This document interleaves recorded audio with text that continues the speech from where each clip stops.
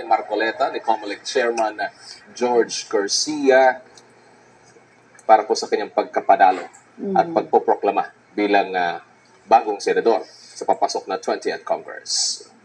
May we request the family and friends of Senator Si Marcoleta. Senator Marcoleta is an experienced lawmaker talaga at saka abogado na naging practicing lawyer din siya.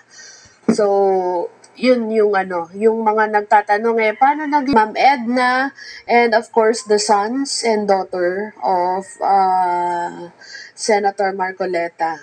Pati si bagong sagip Representative Paulo Marcoleta ay kasama yan, katabi ni COMELEC Chairman George Garcia. Yangat mo na. Yan, balikan natin yung yung sinasabi kay Senator Marcoleta na hindi pasok sa survey. Pero sabi nga ng mga analyst, may Kiko pa at saka Bam Aquino. Pakinggan po natin ang pahayag ni Senator-elect Rodante Marcoleta.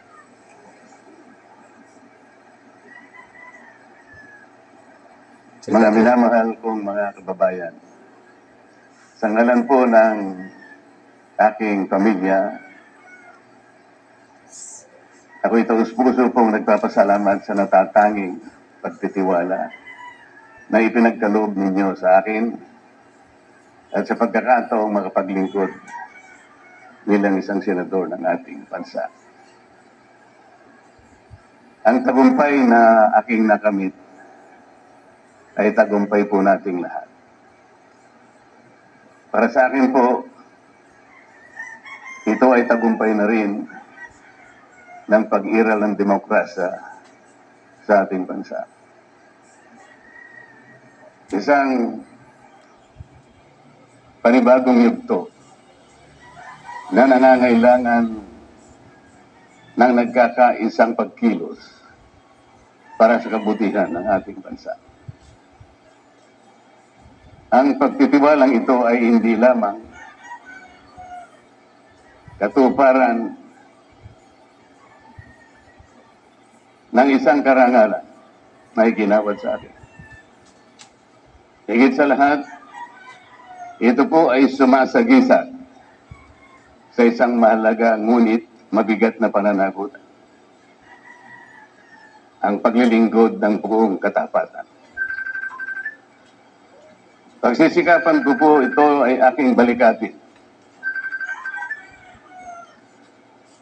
Hanggang sa aking mapatunayan sa inyong lahat na ako po ay karapat-dapat sa iginawad inyong pagtitiwala.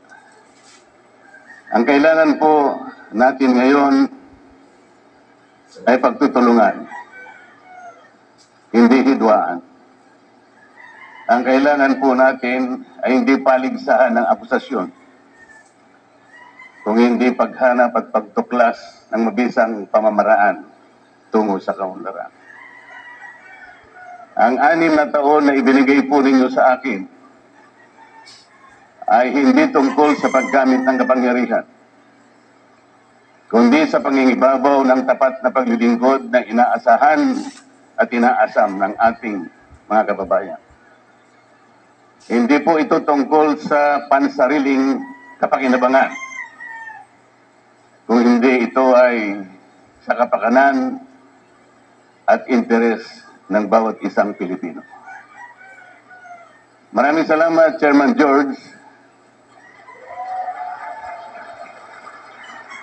at sa buong kawani at mga opisyalis ng Komisyon ng Halalan. Maraming salamat po sa sakripisyo ng aking pamilya. Magandang hapon po sa ating lahat.